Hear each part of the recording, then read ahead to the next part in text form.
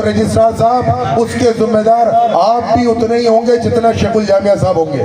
جامعہ کراچی میں اساتذہ، ملازمین اور افسران کا مشترکہ احتجاج، لیو انکیشمنٹ، اضافی ہاؤس سیلنگ اور واجبات کی فوری ادائیگی کا مطالبہ۔ کراچی رپورٹ باغی ساگر پمر۔ جامعہ کراچی میں اساتذہ، ملازمین اور افسران نے اپنے جائز مطالبات کے حق میں نیو ایڈمن بلاک کے سبزہ زار میں مشترکہ احتجاجی مظاہرہ کیا، جس میں مختلف تنظیموں اور ملازمین گروپس نے بھرپور شرکت کرتے ہوئے مکمل یکجہتی کا اظہار کیا۔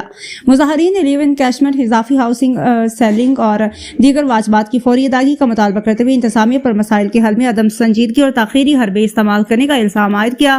مقررین نے کہا کہ اضافی ہاؤس سیلنگ میں اضافے کے اعلان کو 6 ماہ سے زائد عرصہ گزر چکا ہے، مگر تاحال اس پر عمل درآمد نہیں کیا گیا، جبکہ گزشتہ 5 برس سے لیو انکیشمنٹ کی ادائیگی بھی التوا کا شکار ہے۔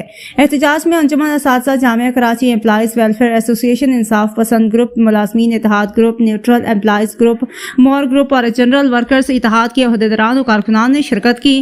اس موقع پر امپلائیز ویلفیئر ایسوسی ایشن کے صدر زاہد حسین بلوچ، جنرل سیکریٹری واجد ملک، نائب صدور ارشد اور طارق عباس، جوائنٹ سیکریٹری اقبال خان سمیت دیگر رہنماؤں نے خطاب کرتے ہوئے کہا کہ جامعہ کراچی میں جاری مالی بحران کی اصل وجہ ناقص انتظامی پالیسیاں اور مسلسل بد انتظامی ہے، جس کا بوجھ اساتذہ، ملازمین اور افسران پر ڈالا جا رہا ہے۔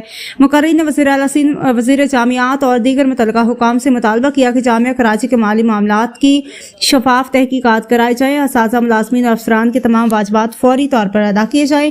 آخر میں رہنماؤں نے اعلان کیا کہ مطالبات کی منظوری تک احتجاجی تحریک جاری رکھی جائے گی اور آئندہ دنوں میں اس کا دائرہ مزید وسیع کیا جائے گا۔